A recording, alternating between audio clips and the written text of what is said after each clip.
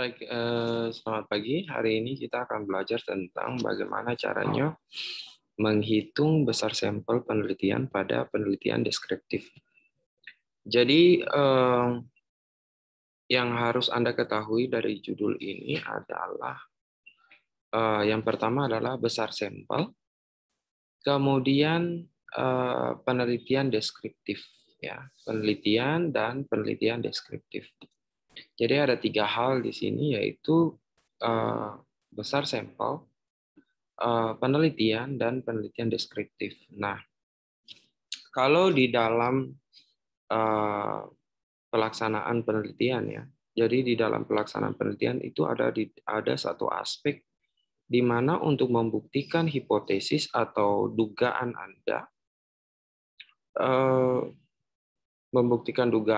Anda membutuhkan sampel yang merepresentatifkan atau mewakili populasi yang menjadi penelitian atau dugaan sementara, begitu. Jadi penelitian itu harus didukung dengan hipotesis, ya, dengan hipotesis, kemudian jenis penelitian, kemudian sampel juga harus mendukung supaya apa yang Anda katakan itu memang betul-betul bisa dibuktikan. Saya kasih contoh ketika Anda mengatakan bahwa COVID-19 itu disebabkan oleh kontak antara orang di dalam rumah. Berarti memang Anda harus bisa membuktikan bahwa seluruh orang yang ada di dalam rumah itu ada satu yang betul-betul kena COVID, kemudian dia menyebarkan kepada orang lain yang ada di dalam rumah. Jumlah orang yang ada di dalam rumah itu yang dinamakan dengan populasi. Nah, cuman tidak semua orang di dalam rumah itu bisa dijadikan sampel atau responden penelitian atau orang yang bisa Anda ajak untuk diteliti. Gitu. Jadi makanya sampel itu harus Anda perhatikan baik-baik dalam sebuah penelitian, entah itu penelitian dalam jenis apapun. Nah, seperti yang tadi saya jelaskan bahwa ada 3 hal di dalam judul ini adalah bagaimana Anda mengetahui apa itu besar sampel, kemudian apa itu penelitian, dan apa itu penelitian deskriptif. Nah, di sini saya akan menjelaskan secara singkat, ya, mungkin dalam pertemuan sebelumnya memang sudah dijelaskan tentang apa itu penelitian, apa itu penelitian deskriptif. Nah, hari ini saya akan menjelaskan tentang sampel, namun harus saya ulangi lagi dengan materi-materi yang sebelumnya yang berkaitan. Nah, kalau berbicara tentang penelitian, ya, cara penelitian atau ingin membuktikan tentang sesuatu, ya, atas dugaan Anda atau disebut dengan hipotesis, biasanya ada 3 jenis penelitian yang besar, ya. Ada yang dinamakan dengan penelitian cross-seksional atau survei atau bisa dalam bentuk deskriptif, dan kemudian ada penelitian cohort dan case control, ya, dan penelitian eksperimen. Nah, apa bedanya? Jadi kalau bicara soal penelitian cross-seksional dan cohort dan case control bahkan eksperimen, cross-seksional itu lebih kepada kejadian saat ini. Ya. Jadi kejadiannya sekarang, terus kemudian hasilnya juga sekarang, begitu. Jadi contoh, ketika Anda dipotong misalnya, ketika Anda dipotong, kemudian darahnya keluar sekarang. Jadi dipotong sekarang, langsung keluar darahnya. Nah, berbeda dengan contoh penyakit. Kalau penyakit itu kan investasinya atau kejadiannya itu atau tindakanmu yang salah di masa lalu itu terjadinya sekarang, ya. Itu terjadinya sekarang. Nah, itu yang dinamakan dengan penelitian case control, ya. Nah, sedangkan Maaf, itu untuk penelitian kohort. Jadi kohort itu kejadiannya Anda lakukan kesalahan maaf, contoh ketika Anda kena influenza sekarang, maka pasti kejadian yang masa lalu itu akan berpengaruh, ya. Itu mungkin yang dulu sebelum-sebelumnya atau beberapa waktu yang lampau itu Anda mungkin terpapar dengan orang yang kena influenza juga, kemudian Anda mungkin main di hujan-hujan selalu beberapa hari yang lalu. Nah, itu yang dinamakan dengan case control, ya. Nah, cuman di dalam case control ini ada orang, Anda ingin membandingkan bagaimana kejadian influenza pada orang yang kontak dengan orang yang tidak kontak. Nah, itu yang dinamakan dengan case control. Namun ada juga penelitian yang ketika Anda ingin mengetahui kejadian yang masa lalu, Anda influenza sekarang mengetahui yang masa lalu secara umum, itu yang dinamakan dengan penelitian retrospektif. Ya. Retrospektif. Jadi retro itu kan jadul. Sama seperti mobil-mobil retro atau motor retro itu motor-motor dan mobil jadul. Nah, cuman kalau yang bedanya dengan case control itu adalah ada perbandingan antara orang yang kontak dengan orang yang tidak, gitu ya, pada kejadian masa lampau. Nah, sedangkan untuk penelitian kohort, Anda menguji coba obat contoh, atau Anda menguji coba rebusan pemberian binahong untuk penyembuhan luka contohnya. Jadi Anda kasih daun binahongnya sekarang, Anda lihat lukanya pada beberapa minggu ke depan, atau beberapa hari sampai beberapa minggu ke depan. Itu yang dinamakan dengan kohort. Nah, sedangkan eksperimental itu kombinasi antara kohort dan case control. Dalam pengertian begini, eksperimental itu sama seperti yang kohort. Jadi, kesamaan eksperimental dengan kohort itu adalah Anda memberikan binahong sekarang, kemudian Anda dalam konteks Anda memberikan binahong sekarang, Anda lihat kondisi lukanya ya di masa depan, beberapa hari atau beberapa minggu depan. Namun kalau penelitian eksperimental dan case control itu untuk membandingkan dua kelompok, ada kelompok kasus dan kelompok kontrol, kelompok yang diberikan daun binahong dan kelompok yang tidak diberikan daun binahong. Itu dalam segi kelompok. Jadi eksperimental itu kesamaannya dengan kohort itu dalam artian dilihat dalam beberapa waktu ke depan dari segi waktu dan hasil, sedangkan kaitan antara eksperimental dan case control adalah dalam bentuk kelompok, ya, kelompok. Jadi memang penelitian ini Anda harus bisa memahami, contoh kayak macam ada kejadian di sebuah rumah sakit itu. Terus kemudian Anda datang penelitian, itu yang dinamakan dengan itu yang dinamakan dengan cross sectional, ya. Jadi kejadian hari itu Anda teliti hari itu, apa penyebabnya, apa akibatnya, begitu ya. Nah, pada saat itu. Nah, sedangkan kalau seandainya Anda mau meneliti jauh ke belakang, berarti itu disebut dengan penelitian case control, ya.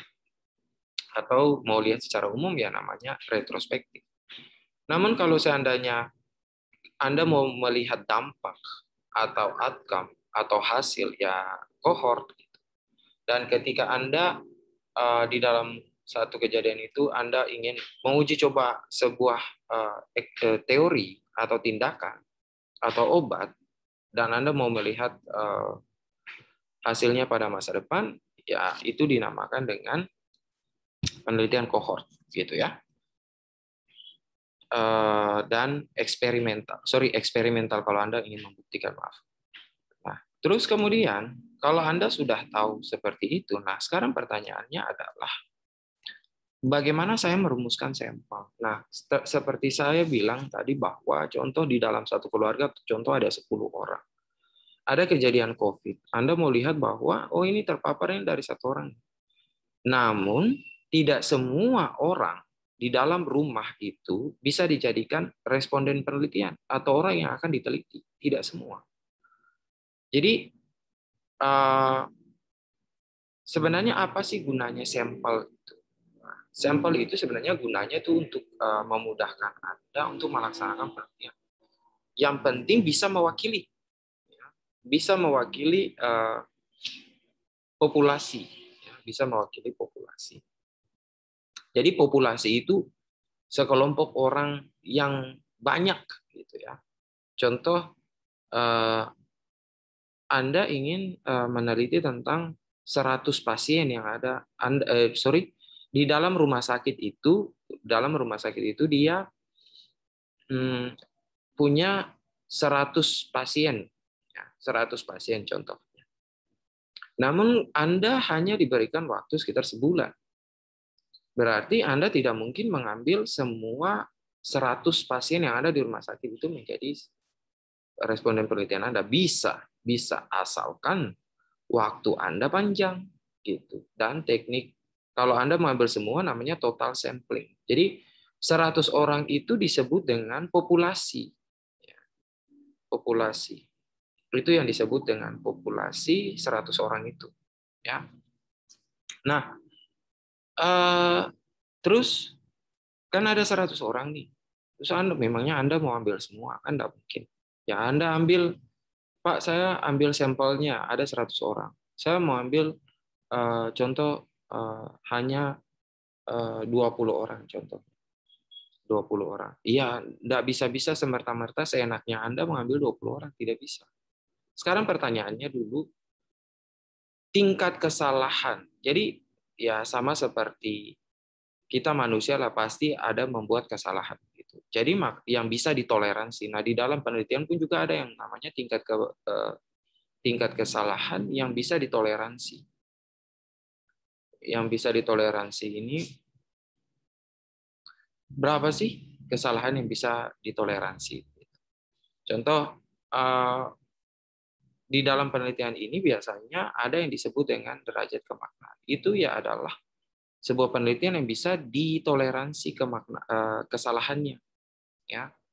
Nah, derajat kesalahannya itu, ya, tingkat kesalahan dalam Anda membuktikan sebuah hipotesis atau pradugaan dugaan Anda itu pasti ada benar ada salah, namun ya nggak salah-salah banget, nggak salah-salah banget, tapi harus salahnya cuma sedikit saja, benarnya yang banyak. Gitu. Makanya di dalam penelitian pun juga ada menuliskan tentang itu. Nggak boleh salah terlalu banyak. Nanti dugaan Anda meleset. Gitu. Itu yang disebut dengan bias. Nah, jadi ketika Anda mau menentukan sampel dalam populasi, ya Anda juga harus memperhatikan derajat kemaknaan. Nah, selain itu, biasanya kan di dalam penelitian itu kita melaksanakan studi pendahuluan. Anda mau mengetahui bahwa 100 orang pasien yang ada di rumah sakit itu dari mana? Berarti dari data, ya, dari data. Nah, ketika Anda mengambil data untuk menentukan jumlah populasi, ya, atau orang yang dirawat, kan contoh Anda mau meneliti mungkin bulan Oktober, ya, Anda mau meneliti bulan Oktober, ya Anda pergi untuk studi pendahuluan, ya. Studi pendahuluan itu jangan Anda mengambil itu terlalu jauh populasinya, ya, waktunya, dari segi waktu. Contoh Anda ingin meneliti bulan Oktober, Anda tidak bisa melakukan penelitian, Anda tidak bisa menentukan jenis populasinya itu mungkin setahun yang lalu, tidak bisa. Tapi sebulan sebelumnya, dilihat dari berapa lama Anda mau melakukan penelitian. Contoh, saya akan melakukan penelitian selama sebulan, di bulan Oktober. Maka saya harus mengetahui jumlah populasi yang ada di rumah sakit itu pada 1 bulan sebelumnya yang dirawat selama sebulan. Gitu. Jadi contoh saya akan meneliti bulan Oktober 2021, maka saya akan pergi tanya di rumah sakit bahwa jumlah pasien pada bulan September, ya, September itu berapa banyak, gitu. Karena itu gambaran yang paling sahih, yang paling benar. Jangan Anda pergi tanya, aduh Pak, kami hanya punya data selama 3 bulan terakhir sekian. Ya Anda harus melihat lagi bahwa 1 bulan sebelumnya tuh ada berapa orang. Jangan Anda mengambil tiga bulan sebelumnya, ya total 3 bulan mungkin ada sekitar 2.000 contohnya, 2.000. Terus Anda menentukan sampelnya, untuk menghitung sampelnya, populasinya hanya 100, nggak bisa. Berarti 1.000 3 bulan yang tadi itu harus Anda cari, bukan Anda bagi rata-rata, ya. Anda harus cari sebulan terakhir itu jumlahnya ada berapa supaya sama. Jadi saya akan meneliti sebulan dan populasi sebelumnya itu adalah sebulan juga. Jangan Anda ingin meneliti sebulan tapi Anda mengambil sampelnya itu 3 bulan sebelumnya, salah. Jadi harus sama, ya harus match, harus sama. Nah, sampel itu kan bagian, ya, menentukan sampel itu bagian terkecil dari populasi, ya, yang bisa merepresentatif atau bisa mewakili populasi berdasarkan derajat kemaknaan. Saat mengambil populasi pun juga Anda harus memperhatikan tempatnya harus sama, terus kemudian waktunya sama. Jadi Anda ingin meneliti di rumah sakit Selebe Solu contohnya. Berarti Anda harus mengambil sampel itu di Rumah Sakit Selebe Solu. Maaf, Anda harus menanyakan populasi di Rumah Sakit Selebe Solu, bukan di Rumah Sakit Kabupaten. Berarti tempat penelitiannya harus sama. Anda harus Anda harus menghitung, mencari populasinya ada berapa banyak di Rumah Sakit Selebe Solu. Nah, waktunya itu Anda harus melihat waktu dalam sebulan terakhir. Anda akan meneliti Oktober, berarti Anda harus mengambil data sebulan terakhir, yaitu bulan September ada berapa banyak. Tidak boleh 3 bulan, 2 bulan, 4 bulan, dan sebagainya. Tidak boleh. Harus sebulan. Begitu ya.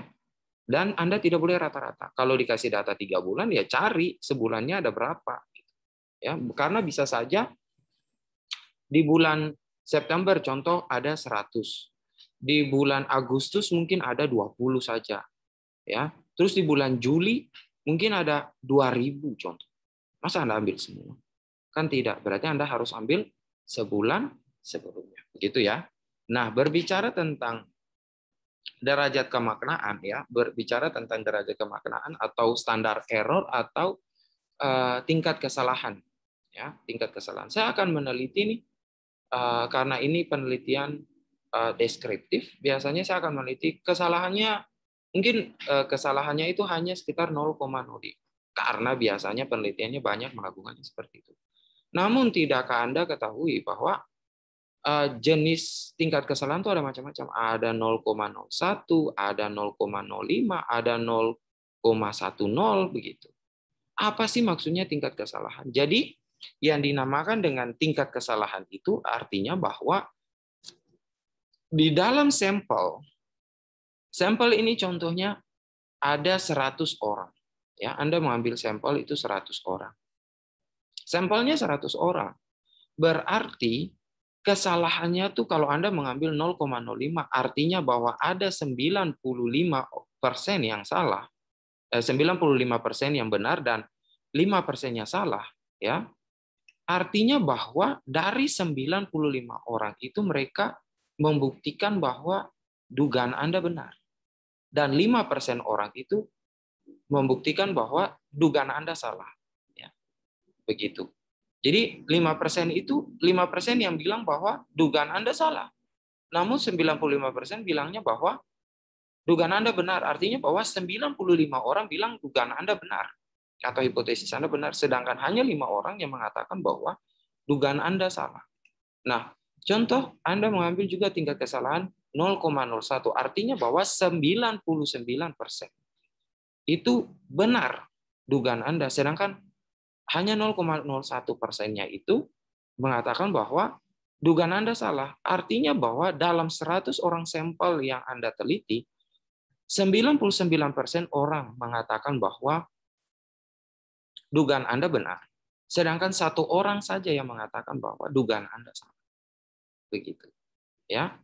Untuk membuktikan dugaan lo ya. Nah, berarti di sini Anda mengatakan juga bahwa contoh Anda mengambil derajat kemaknaan atau tingkat kesalahan 10%, ya, atau 0,10, berarti ada 90 orang yang mengatakan bahwa dugaan Anda benar. dan 10 orang mengatakan bahwa dugaan Anda salah. Begitu. Nah, makanya saya bilang pada saat Anda mengambil sampel pun Anda harus lihat bahwa sebenarnya dari populasi 1.000 orang, saya mau ngambil 100 orang ini dapatnya dari mana? Ya, dapatnya dari ini, tingkat kesalahan. Ya, tingkat Anda harus menentukan dulu. Saya akan menentukan bahwa dugaan saya ada 2, salah dan benar. Contoh, ada hubungan dan tidak ada hubungan. Saya ingin membuktikan bahwa daun binahong ini dia bisa untuk menyembuhkan luka. Hipotesis yang lainnya bahwa daun binahongnya ini tidak bisa menyembuhkan luka. Makanya derajat kemaknaanmu berapa, tingkat kesalahanmu berapa, begitu ya. Jadi saya akan menentukan 0,01. Mengapa sampai 0,01?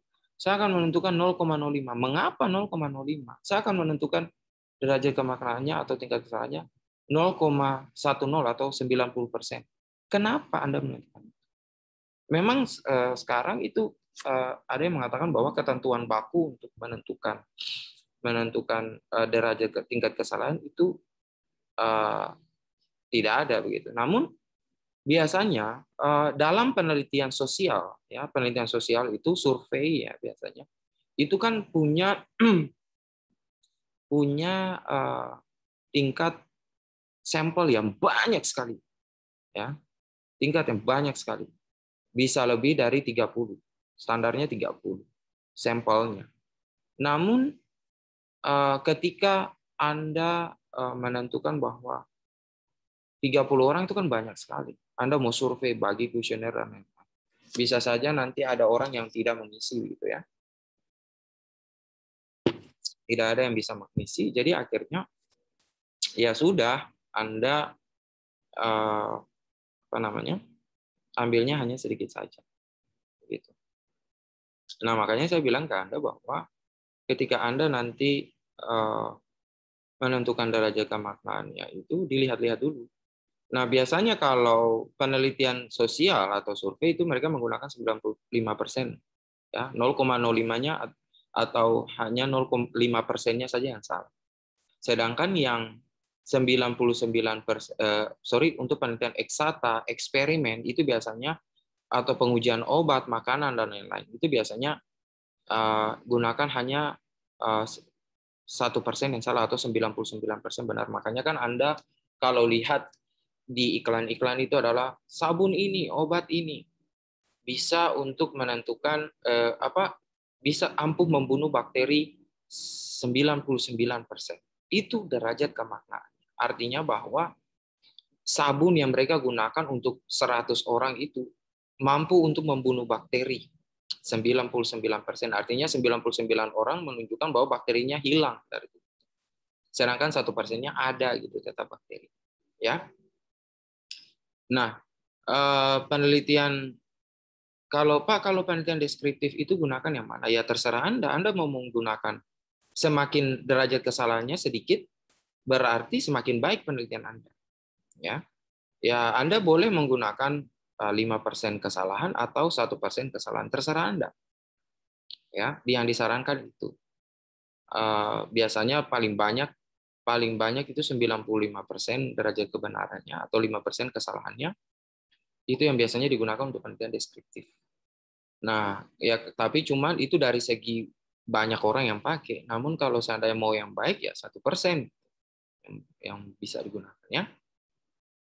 Terus kemudian ketika Anda sudah tahu bahwa jenis penelitiannya apa, kemudian bagaimana Anda menarik sampel, kemudian Anda menentukan derajat kemaknaan, maka Anda tinggal menghitung sampelnya. Nah, ini biasanya kita gunakan adalah rumus Lovin. Jadi rumus Lovin itu n kecil atau ukuran sampel, berapa jumlah sampel yang kita gunakan, sama dengan n besar. Ya, n besar itu populasi. Ya, n besar dulu baru n kecil. Bagi 1 tambah n besar atau populasi dan e pangkat 2 itu adalah derajat kemaknaan. Jadi kalimatnya itu begini.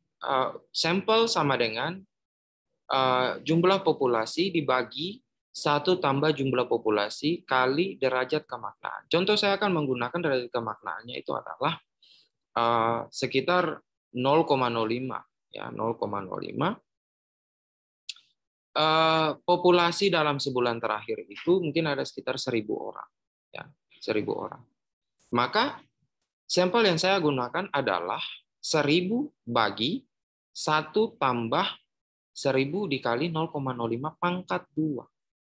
Jadi nanti Anda lihatnya itu jangan 1 tambah 1.000 kali 0,05 pangkat 2. Jangan, tapi maaf, harus 0,05 ya, 0,05 pangkat 2 kali 1.000 baru tambah 1.